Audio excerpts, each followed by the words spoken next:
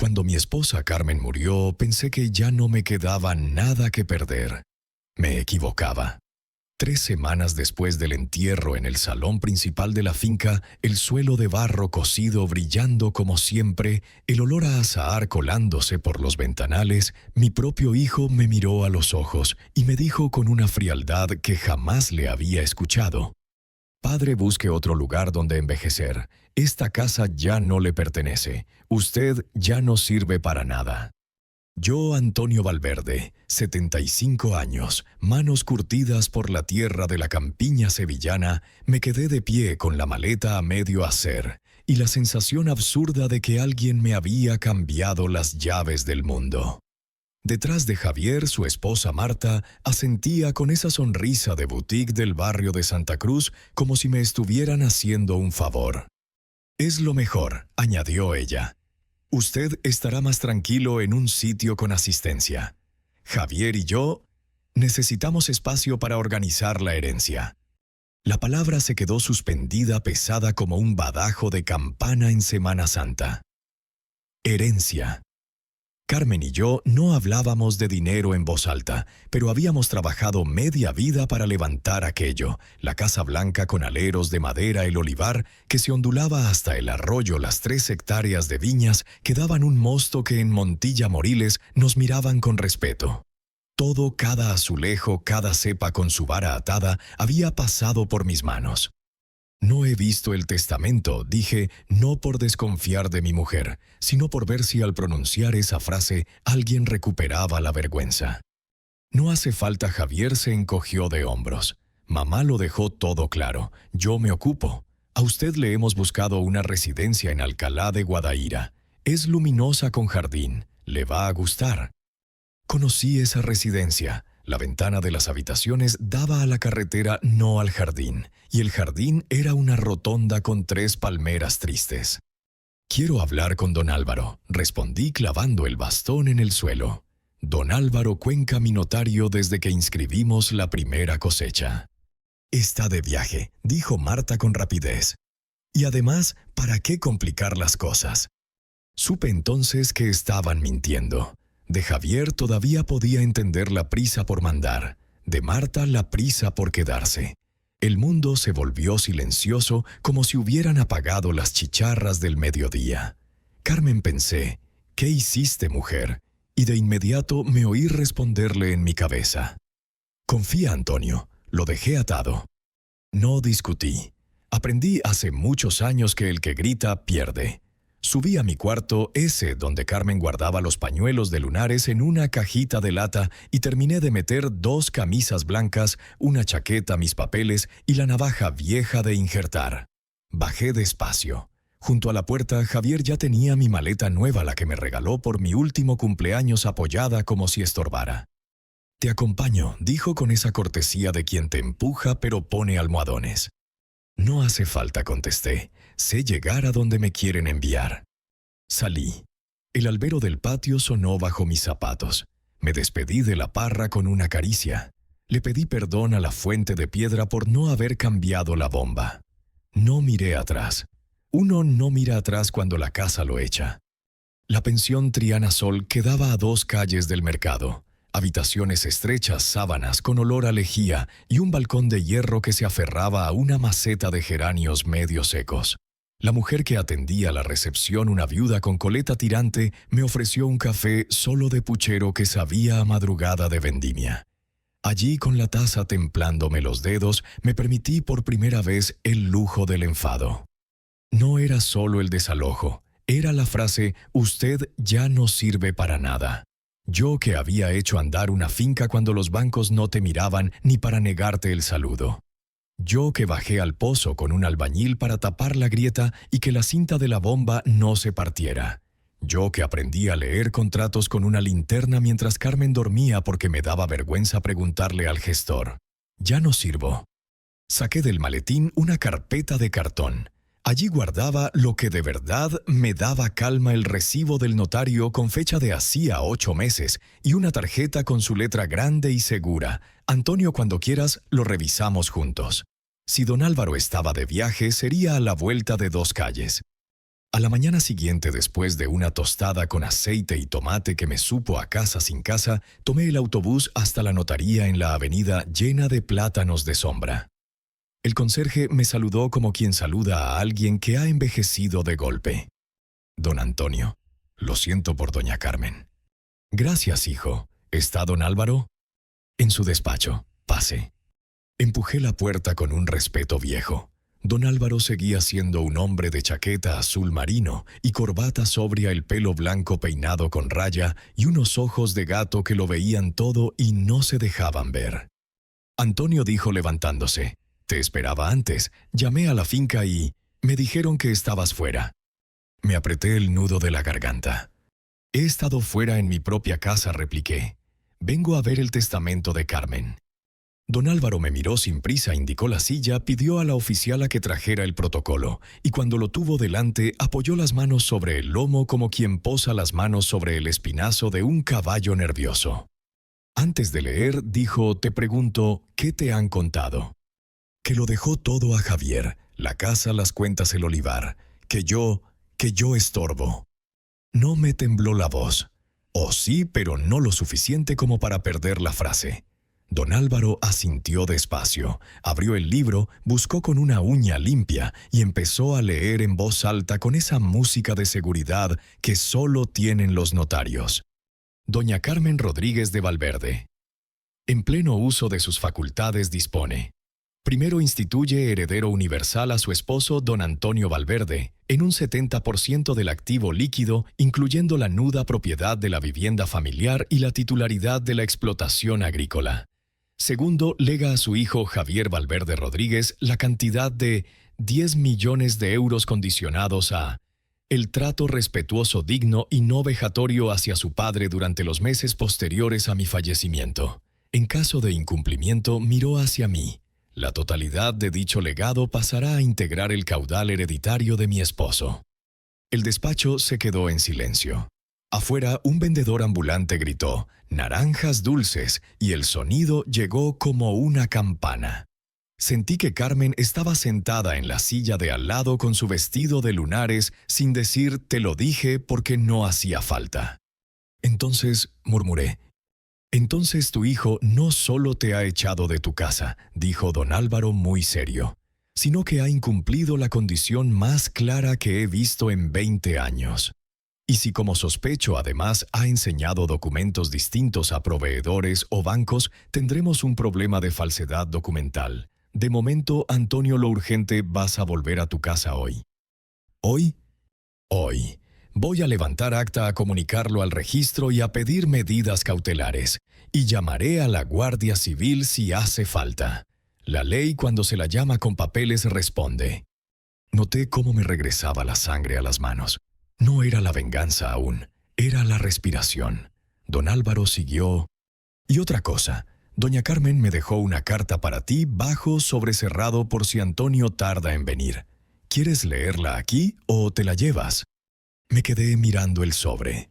Reconocí la letra redonda de Carmen, el pequeño gesto de poner una tilde enorme en la O de cariño. Lo apoyé en el bolsillo interior de la chaqueta donde antes guardaba el pañuelo para los bailes de feria. «En casa», dije. «La leeré en casa». Don Álvaro sonrió como sonríen los hombres que han visto mucho y aún creen en la justicia con minúsculas, la que se ejerce a tiempo. Entonces Antonio cerró el protocolo: «Que empiece la verdad». Salí de la notaría con el sol de mediodía clavándome en la nuca y el rumor de la ciudad empujándome hacia el puente de Triana. Mientras caminaba, pensé en Javier, en su «usted ya no sirve». Me descubrí respondiéndole en voz baja para mí mismo, con una calma que no me conocía: «Sirvo para volver. Y para enseñarte, hijo, lo que es una herencia de verdad». A veces, para entender la traición, uno tiene que mirar hacia atrás. Mientras cruzaba el puente de Triana con el sobre de Carmen ardiéndome en el bolsillo, recordé la primera vez que pisamos aquella finca. Fue en el verano del 78. Sevilla hervía como siempre en agosto, y Carmen llevaba un sombrero de paja enorme para protegerse del sol. El terreno era pedregoso, un secarral con apenas unos olivos retorcidos y una casa en ruinas que servía de establo. El dueño, un labrador viejo de Utrera, nos dijo: «Esto no da ni para las gallinas». Pero Carmen me apretó la mano y susurró: «Aquí levantaremos nuestro hogar». Y así fue. Trabajé de ingeniero agrícola en una cooperativa durante el día y por las tardes, cuando los demás ya se iban, yo me quedaba en la finca cavando zanjas para el riego. Carmen, maestra de escuela, pasaba los fines de semana pintando paredes, sembrando flores, soñando con el patio lleno de nietos. Pusimos cada ladrillo con nuestras manos, cada azulejo con paciencia de artesano. No teníamos millones entonces, apenas lo justo, pero teníamos una certeza que el esfuerzo compartido convierte un descampado en un paraíso. Javier, nuestro primer hijo, nació allí mismo un domingo de feria. Recuerdo que corrí hasta la plaza del pueblo buscando al médico, y cuando volví, Carmen ya lo tenía en brazos. Era un niño fuerte con ojos claros como los de mi suegra. «Nuestro heredero», dijo alguien en broma, y yo me limité a sonreír. No sabía lo peligrosas que pueden ser las palabras cuando se convierten en corona. Después llegó Lucía la pequeña. Ella era distinta, más callada, más cercana a Carmen. Mientras Javier se obsesionaba con los coches, con los trajes, con presumir en el instituto de que mi padre tiene viñedos, Lucía se quedaba conmigo entre las vides, preguntándome por qué algunas hojas eran más verdes que otras. Con los años, la finca prosperó. Exportamos aceite a Italia, vino a Alemania. La bodega pequeña que construimos en el sótano empezó a llenar barriles que daban orgullo. Y aunque nunca fuimos millonarios como esos de Marbella, nos sobraba lo suficiente para vivir bien, viajar a la playa en verano, mandar a Javier a estudiar economía en Madrid. Carmen siempre decía que nuestros hijos tengan lo que nosotros no tuvimos. Pero la abundancia trae también sombras. Javier volvió de la capital con maneras nuevas, trajes entallados, desprecio por las manos manchadas de tierra. Padre debería vender todo esto y poner el dinero en bolsa. La tierra es del pasado. Yo le respondía con calma: la tierra siempre es del futuro, hijo. Nunca lo entendió. Marta apareció poco después, hija de comerciantes de lujo en Córdoba, siempre vestida de seda, siempre con un perfume demasiado fuerte para el campo. No tardó en hacer de Javier un hombre distinto, más ambicioso, más frío. Carmen me lo advirtió: «Ten cuidado, Antonio. Ella no ama la finca, ama lo que representa». Yo, ingenuo, pensé que el matrimonio le daría estabilidad. Los últimos años de Carmen fueron duros. La enfermedad le robaba fuerzas, pero nunca el carácter. Cuando firmamos el testamento, ella insistió en aquella cláusula que Javier solo heredaría su parte si me trataba con dignidad. Yo protesté porque era nuestro hijo. Ella me miró con esa firmeza que me enamoró el primer día. Un hijo que no respeta a su padre no merece nada. Antonio. Esa tarde en la notaría, 8 meses antes de su muerte, Carmen tomó la pluma y escribió despacio. Yo recuerdo cómo don Álvaro nos observaba serio, casi solemne, y cómo ella me guiñó un ojo al terminar. «Confía, lo dejo todo atado». Ahora entendía. Carmen había visto venir la tormenta. Yo, en cambio, la había negado. Llegué de nuevo a la pensión y me encerré en la habitación. Abrí el sobre con manos temblorosas. Dentro había una carta corta escrita con su caligrafía redonda: «Antonio, si lees esto es porque Javier ha olvidado quién eres. No le guardes odio. La soberbia es una enfermedad peor que la mía. Pero recuerda, la finca es tu vida y tu vida vale más que la ambición de nadie. Defiéndela. Yo estaré contigo en cada paso». Las lágrimas me empañaron los ojos, pero también sentí una fuerza nueva. No era un viejo acabado como Javier quería hacerme creer. Era Antonio Valverde, el hombre que había levantado aquella tierra con sus manos y todavía tenía voz. El reloj marcaba las 6 de la tarde. Me levanté, me puse la chaqueta, guardé la carta en el bolsillo y salí rumbo a la estación de autobuses. Al día siguiente, con don Álvaro de mi lado, volvería a la finca. Y entonces, hijo mío, sería yo quien te dijera en la cara, esta casa sí me pertenece. Amaneció con ese cielo limpio que Sevilla a veces regala después de una noche en vela. A las 9 en punto estaba sentado frente al escritorio de don Álvaro. Él ya había preparado el acta notarial, un manojo de copias autorizadas del testamento y una solicitud para el registro de la propiedad. Su oficiala, una mujer metódica que no perdía palabra, grapaba y sellaba con precisión de relojero. Antonio, dijo el notario, ajustándose las gafas, iremos juntos a la finca. Levantaré acta de lo que encontremos y, si fuese necesario, se cursará aviso a la Guardia Civil. Lo importante, no entres en discusiones. Hablaré yo. Tú solo pide lo que en derecho es tuyo tu casa. Asentí. Metió el protocolo en un portadocumentos de piel, recogió su sello y antes de salir me miró con ese brillo que solo aparece cuando la ley y la decencia van del mismo lado. Hoy volvemos, remató.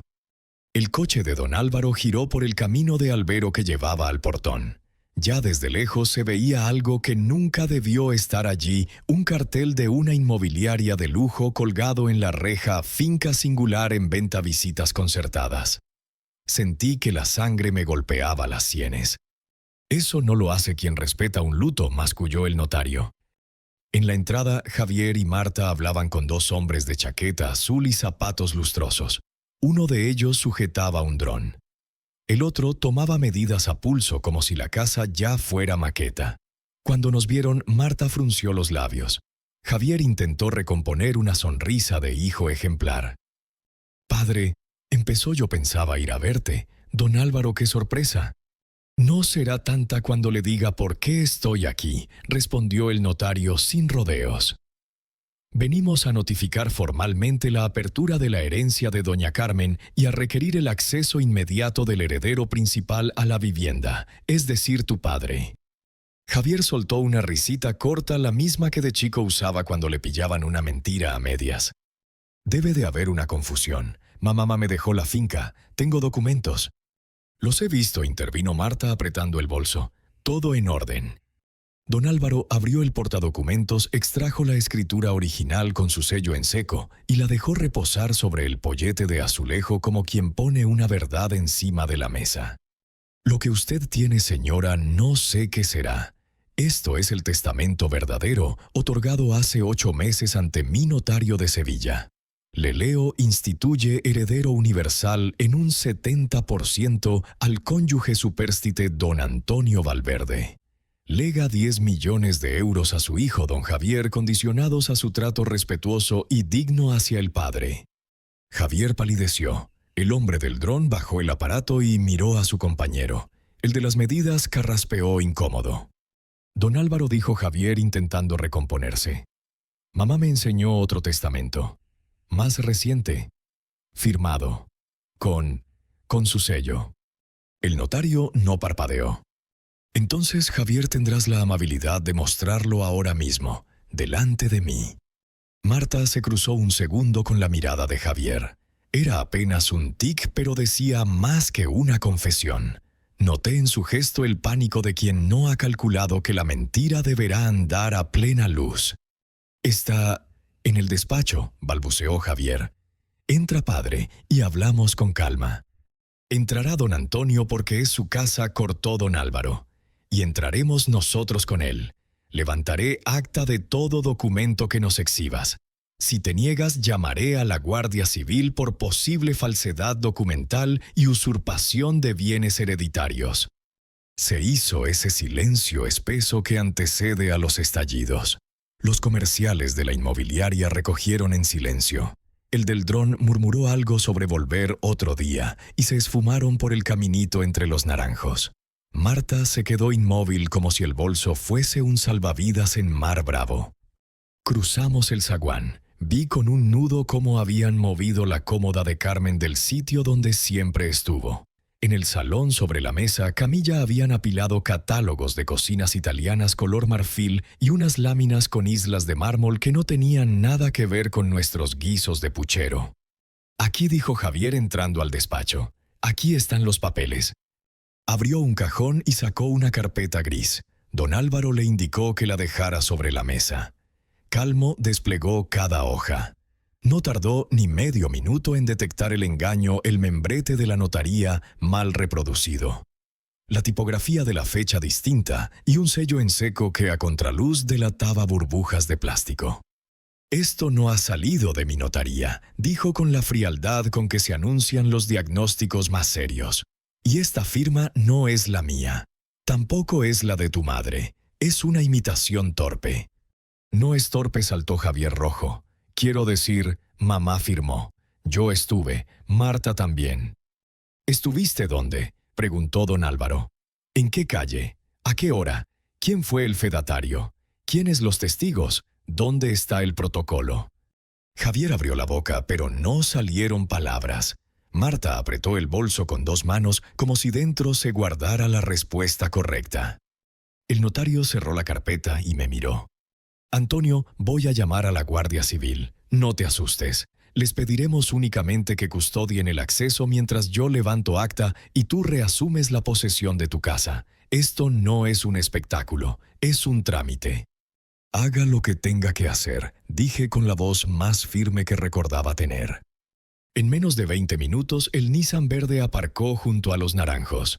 Bajaron dos agentes con gorra tricornio respetuosos como suelen ser cuando huelen papeles en regla.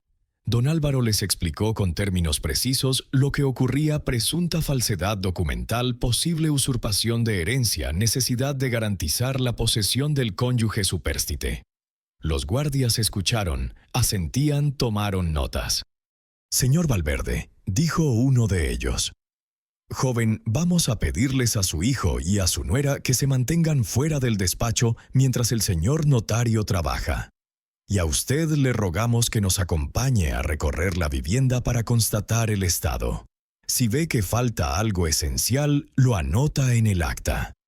Caminé con ellos estancia por estancia. En nuestra habitación faltaba la caja de lata con los pañuelos de lunares de Carmen.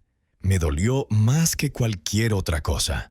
En la cocina habían hecho inventario para una reforma, posits fluorescentes en los armarios con palabras en inglés Island Sink Wine Fridge.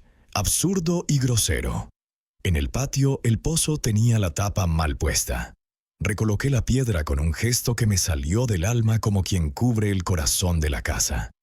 Mientras tanto, desde el despacho llegaba el murmullo de don Álvaro, dictaba a su oficiala como si fueran compases de una marcha, fecha, hora, presencia de los comparecientes, descripción de documentos apócrifos, fotografías con el móvil de la notaría, firma prevista al cierre. En un momento elevó un poco la voz.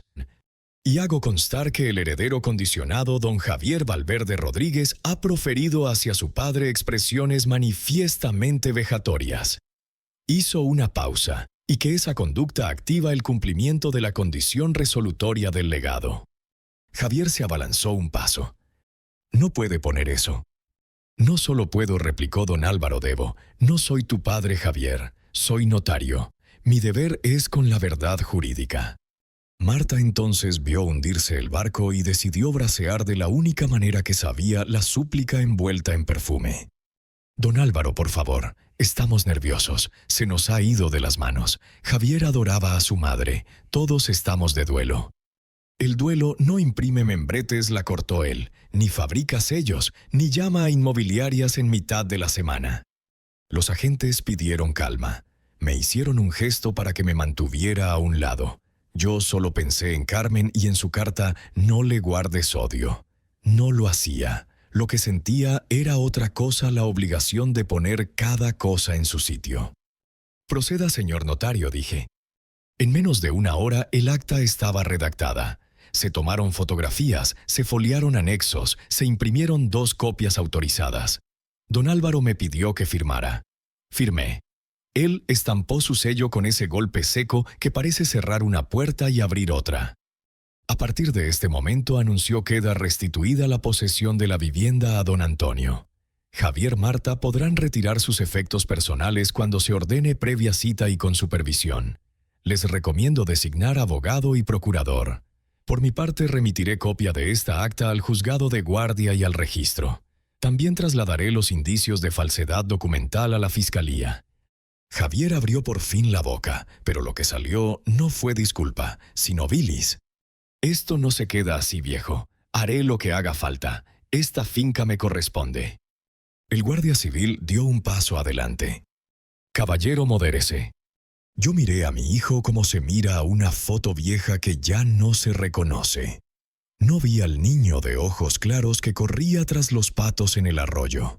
Vi a un hombre que había confundido valor con precio, que había aprendido a contar botellas, pero no recuerdos. Hijo, le dije sin alzar la voz. Esta finca te habría correspondido si hubieras sabido corresponder. Tu madre te puso una llave en la mano y tú la usaste para cerrarme la puerta. Ahora aprende lo que es quedarte fuera. Marta tiró del brazo de Javier. Los agentes les pidieron que salieran al patio. Don Álvaro cerró el portadocumentos y me tendió la mano. Bienvenido a casa, Antonio. Respiré hondo. El salón olía a azahar y a tinta reciente. El eco de mis pasos de vuelta me devolvió una edad que creía perdida. Me acerqué a la ventana y al ver el olivar supe que aquello no había terminado. Volver a entrar es una cosa. Recuperar el respeto, el propio y el ajeno, es la verdadera batalla. Don Álvaro, dije aún mirando los árboles. Cuando termine esta guerra habrá que enseñar a Javier la diferencia entre heredar y merecer. Las lecciones importantes, respondió, siempre llegan con acta. Y sonrió apenas. Aquella tarde, después de que Javier y Marta se marcharan escoltados por la Guardia Civil, la finca quedó en un silencio extraño. No era el sosiego al que estaba acostumbrado, con las chicharras sonando y el repiqueteo de los gorriones en las tejas. Era un silencio lleno de preguntas. ¿Cómo había llegado mi hijo a odiarme tanto? ¿En qué momento la ambición le robó la ternura que alguna vez me tuvo? Don Álvaro, antes de irse, me dejó un consejo que resonaba como campana de misa. Antonio, ahora que la posesión está restituida, cuida la calma. Vendrán a presionarte. No firmes nada sin mi presencia. Y recuerda, la justicia es lenta, pero llega.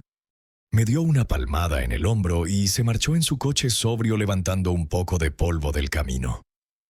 Yo me quedé solo en el patio, mirando la fuente de piedra donde Carmen solía poner geranios. El agua caía con su música pequeña, como si me dijera resiste. Esa noche, sin embargo, no pude dormir en la habitación de matrimonio. Carmen ya no estaba, y el eco de su ausencia me pesaba en el pecho. Me refugié en el cuarto de invitados, donde quedaba todavía el olor a cera de las velas que habíamos encendido tras el funeral. La cama era dura, pero más duro era el pensamiento de que mi hijo estaba planeando su siguiente jugada. 2 días después recibí una visita inesperada en la pensión donde me había alojado antes del regreso. Quise volver allí por unas horas, necesitaba espacio para pensar sin las paredes de la finca juzgándome. La dueña, la viuda de Coleta Tirante, me saludó con cariño. Don Antonio, creí que ya no volvería. ¿Un café? Asentí. Mientras me servía el café de puchero, apareció Lucía, mi hija menor. Venía con un vestido sencillo y una carpeta bajo el brazo. Cuando la vi, se me escapó una sonrisa que hacía semanas no encontraba. Padre me abrazó fuerte. Me enteré de todo. Javier ha ido demasiado lejos. Nos sentamos en una mesa pequeña junto a la ventana. Lucía abrió la carpeta. Dentro había recortes de periódicos y copias de correos electrónicos que, según me explicó, había conseguido a través de un amigo abogado en Córdoba. Marta lleva meses intentando contactar con promotores inmobiliarios. Aquí están los correos. Querían vender la finca en secreto, padre. Ni siquiera pensaban quedarse a vivir en ella, solo querían el dinero. Las manos me temblaron. Vi con claridad lo que Carmen había presentido para ellos. La finca no era hogar, ni historia, ni raíces. Era un cheque en blanco. Lucía, dije con voz ronca, ¿y tú qué piensas de todo esto? Que mamá tenía razón. La finca es tu vida. Y yo quiero que siga siendo nuestra. Si necesitas que me mude contigo para ayudarte, lo haré. Me dieron ganas de llorar, pero en vez de eso apreté su mano. Allí, en aquella pensión modesta, sentí que aún había futuro. Esa misma noche, al volver a la finca, encontré el portón entreabierto. Entré con cautela temiendo alguna jugarreta. Pero lo que hallé fue todavía más doloroso. En la sala principal, sobre la mesa camilla, había un sobre con mi nombre escrito con la letra de Javier. Lo abrí. Dentro una carta breve. Padre, lo que haces es injusto. Mamá me prometió la finca muchas veces. Tú no entiendes de negocios. Si insistes en quitarme lo que me corresponde, prepárate para la guerra. Javier. Lo leí 3 veces. Cada línea era un puñal. No por el contenido, sino por la ceguera, no veía que no era cuestión de negocios, sino de respeto. Guardé la carta. Iba a necesitarla. La guerra que él mencionaba ya no era solo una amenaza, era una declaración de intenciones. Al día siguiente fui a la notaría de don Álvaro para mostrarle la carta. Él la leyó con calma, luego la metió en el portafolios. Antonio, esto confirma lo que ya sabíamos, que Javier no solo incumplió la condición del testamento, sino que ahora intenta presionarte. Lo llamaremos por su nombre coacción. Esto puede ir a más y tú debes estar preparado. ¿Qué debo hacer?, pregunté. Don Álvaro se quitó las gafas y me miró a los ojos. Esperar. Y cuando tu hijo dé un paso en falso, que lo dará, ahí actuaremos. La paciencia también es un arma, Antonio. Salí de la notaría con esa frase martilleándome en la cabeza. La paciencia es un arma. Me senté en un banco de la Plaza Nueva, bajo la sombra de un naranjo, viendo a los turistas tomar fotos del ayuntamiento, y pensé en Carmen. Ella me había enseñado a resistir las sequías del campo. Cuando la tierra parece muerta, bajo la superficie germina la vida. Pues bien, yo también germinaba. Javier no lo sabía, pero la semilla de su derrota ya estaba plantada. Y sería yo, no él, quien la regaría con paciencia. Los días siguientes fueron un hervidero de rumores. En el pueblo todos sabían ya que había problemas en la finca Valverde. El cartero me saludaba con un ánimo don Antonio. Los vecinos de la cooperativa bajaban la voz cuando me veían entrar, y hasta en la taberna del barrio se hablaba de la vergüenza de Javier. Yo caminaba con la frente en alto, pero por dentro sentía la humillación como un saco de aceitunas sobre los hombros. Lucía se había instalado conmigo. Dormía en el cuarto de arriba y sus pasos en la escalera me devolvían la sensación de familia. Ella era la que me animaba cada mañana con café y tostadas. Padre, no deje que le roben lo suyo. Mamá estaría orgullosa de verle firme. Una tarde, al revisar el despacho, encontramos en el fondo de un cajón varios contratos impresos. Eran borradores de venta de la finca a un grupo inversor de Marbella. Los documentos llevaban ya el membrete de una empresa inmobiliaria y una cifra insultante: 30 millones de euros. Marta había escrito de su puño y letra una nota en el margen: cerrar antes de final de año. Sin sorpresas. Le mostré los papeles a don Álvaro al día siguiente. El notario arqueó las cejas, chasqueó la lengua y dictó con voz seca: esto es la prueba definitiva. No solo intentaron usurpar la herencia, planearon la venta inmediata. Voy a incorporar esta documentación al acta, y Antonio, ha llegado el momento de llevarlo al juzgado. El juzgado de primera instancia, en pleno centro de Sevilla, era un edificio frío con paredes de mármol y un eco que hacía pequeñas las palabras. Allí, frente a la jueza de guardia, don Álvaro presentó la carpeta con el testamento auténtico, la carta de amenaza de Javier y los borradores de venta. La jueza los hojeó con gesto severo y alzó la vista. Aquí hay indicios suficientes de falsedad en documento público y de administración desleal. Vamos a abrir diligencias. Yo me sentí como en la vendimia cuando, después de semanas de trabajo, uno por fin prueba el primer mosto. No era la victoria aún, pero sí la certeza de que el fruto empezaba a salir. La jueza ordenó citar a Javier y a Marta. 3 días después nos convocaron a todos en la sala pequeña del juzgado. Yo me senté en la primera fila con mi bastón apoyado en la pierna. Lucía a mi lado, firme. Don Álvaro delante con el portadocumentos abierto como un escudo. Entraron Javier y Marta, él con traje oscuro, ella con un vestido caro y gesto de indignación contenida. No me miraron. Señor Valverde. Rodríguez, empezó la jueza. ¿Reconoce estos documentos? Javier carraspeó. Son borradores, ideas, nada firmado. ¿Y este testamento?, preguntó la jueza mostrando la copia falsa. Marta intervino. Creímos que era válido. Nos lo entregaron. ¿Quién se los entregó?, cortó la jueza. Silencio. Ni uno ni otro respondieron. El murmullo en la sala creció. La jueza golpeó con la masa. Silencio. Señor notario, ¿puede certificar la autenticidad del documento que usted mismo otorgó? Don Álvaro se puso en pie, la voz firme como campana. Certifico que el testamento válido es este, mostró el original. El que ellos presentaron es una falsificación, no hay duda. El rostro de Javier se descompuso. Marta bajó la cabeza. La jueza se giró hacia mí. Don Antonio, según la voluntad de su esposa, usted es el heredero del 70% de la herencia y la finca le pertenece plenamente.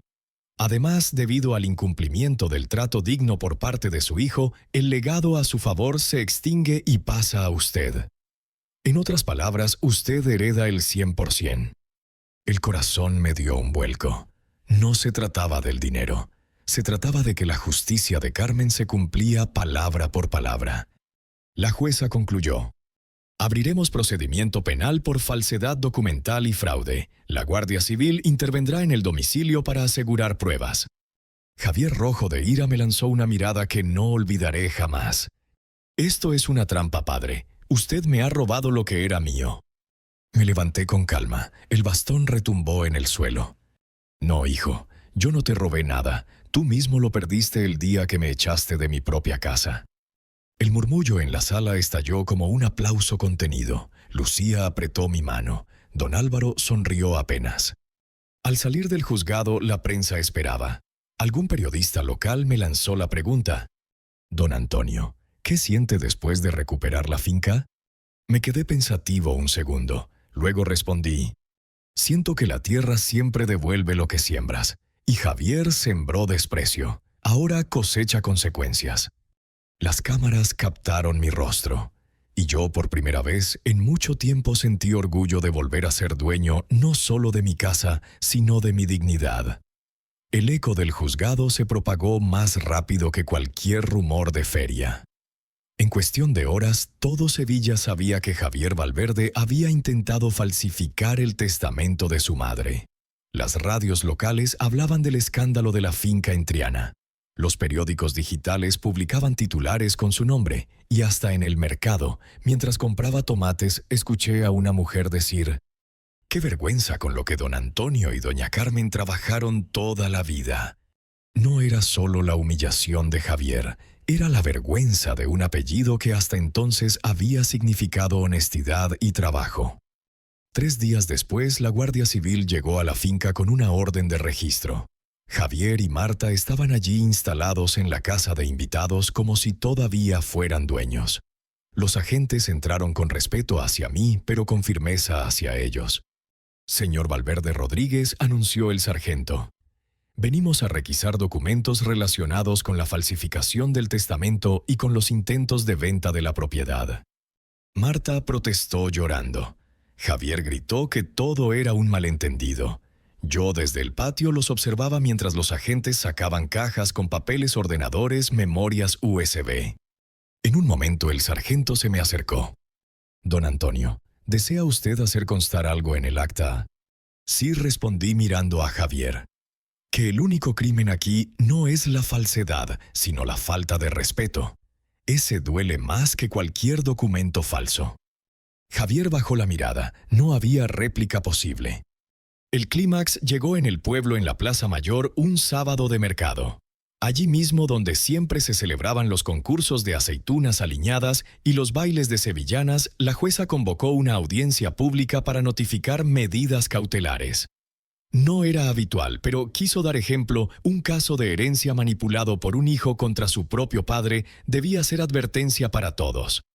La plaza estaba llena. Vecinos curiosos, hasta turistas, se agolpaban.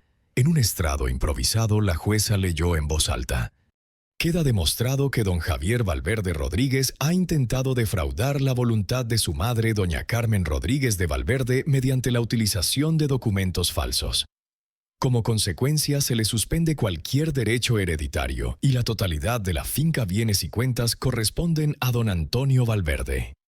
Un murmullo recorrió la plaza seguido de un aplauso espontáneo. Los ojos se me humedecieron. No por la victoria material, sino porque en ese instante sentí que Carmen estaba allí escuchando, aprobando. Javier, de pie junto a Marta, recibió la noticia con los labios apretados, el rostro desencajado. Quiso hablar, pero la jueza le negó la palabra. Los vecinos lo señalaron, algunos con rabia, otros con lástima. «Mira lo que ha hecho con su padre», susurraban. Por primera vez, mi hijo no era el heredero brillante que presumía de su título universitario en Madrid. Era un hombre desnudo, de prestigio reducido a su ambición. Después del acto, mientras la gente me felicitaba, Javier se me acercó. Su voz era apenas un hilo. «Padre, no me deje en la ruina. No sé vivir sin dinero». Lo miré con la serenidad que da haber sobrevivido a una traición y a un duelo. «Aprenderás, hijo, el dinero se gana y se pierde. Lo que no se recupera es el respeto, y ese ya lo perdiste». Marta tiró de él avergonzada y se lo llevó entre la multitud. La imagen de mi hijo alejándose entre murmullos me dolió más que cualquier golpe. Pero también me recordó que las heridas que no se curan con amor se curan con justicia. Esa noche, al volver a la finca, Lucía me esperaba en la cocina con una copa de vino de nuestra cosecha. «Por mamá», dijo levantándola. Brindamos. El vino tenía un sabor más dulce que nunca, mezcla de tierra, esfuerzo y dignidad recuperada. Me senté en la mesa, acaricié el sobre con la carta de Carmen y pensé: la venganza no es gritar ni golpear. La verdadera venganza es que la verdad brille en público, que el que te quiso humillar se vea humillado por su propia avaricia. Y allí, bajo el techo que volvía a ser mío, supe que la caída de mi hijo no era mi triunfo, sino el triunfo de la justicia de Carmen. La finca volvió a respirar conmigo. No exagero, cada rincón parecía exhalar un suspiro de alivio cuando regresé como dueño legítimo. El olivar, que había visto mis desvelos de madrugada, reverdecía como si quisiera abrazarme. Las vides, aún jóvenes para la próxima vendimia, se mecían con orgullo bajo el sol de Andalucía. Por primera vez en mucho tiempo entré en la casa sin sentirme intruso. Lucía se mudó conmigo. Su risa en la cocina devolvió a las paredes el eco que Carmen les había dejado. Entre los dos pintamos de nuevo el zaguán, limpiamos los azulejos y colocamos flores frescas en la fuente del patio. Ella decía que mamá estaría contenta de vernos unidos y yo asentía con un nudo en la garganta. Una mañana abrí la carta de Carmen por última vez. Sus palabras eran ahora: semilla, defiende la finca. Yo estaré contigo en cada paso. La doblé despacio, la guardé en mi billetera y supe que había cumplido su mandato. No con violencia ni con rabia, sino con paciencia y verdad. El pueblo también cambió su mirada hacia mí. En la cooperativa me aplaudieron al verme entrar. En la taberna me ofrecieron un vaso de manzanilla a cuenta de la casa. Hasta el párroco, en la homilía del domingo, habló de la importancia de honrar a los padres. No era vanidad lo que sentía, sino una profunda paz había defendido mi dignidad, y con ella la memoria de Carmen. Javier y Marta, en cambio, enfrentaban ahora un proceso judicial. No me alegré de ver a mi hijo hundido. Un padre nunca deja de dolerse por la sangre de su sangre. Pero entendí que la justicia de Dios y de los hombres había puesto cada cosa en su sitio. La herencia no se trata de millones, ni de casas, sino de respeto. Y él lo había perdido por su propia mano. Los meses siguientes fueron de reconstrucción. Con parte del dinero invertí en mejorar la bodega, levanté un pequeño museo familiar con fotos de Carmen y nuestros años de lucha, y abrí un programa de becas en el pueblo para jóvenes agricultores. Quería que el apellido Valverde volviera a ser sinónimo de trabajo honesto, no de escándalo. Una tarde Lucía me sorprendió en el porche con una copa de vino. El sol se ponía sobre los olivos y tiñó de oro sus ojos. «Padre», me dijo, «¿sabe qué es lo que más admiro de usted? ¿Qué hija que no buscó venganza, buscó justicia? y la encontró. Sonreí mirando el horizonte. Quizás tenía razón, aunque en mi interior sabía una verdad más honda: la venganza de un padre no es destruir a un hijo, sino demostrarle que el respeto vale más que cualquier fortuna. Esa noche antes de dormir recorrí la casa en silencio. Me detuve en la habitación de Carmen. Olía todavía a su perfume suave a azahar. Abrí la ventana y el aire de la sierra entró limpio nuevo. Miré las estrellas y murmuré: Carmen, misión cumplida. Al acostarme sentí por fin descanso. No el descanso del cansancio, sino el del alma que ha recuperado lo que le pertenece: su hogar, su honor, su paz.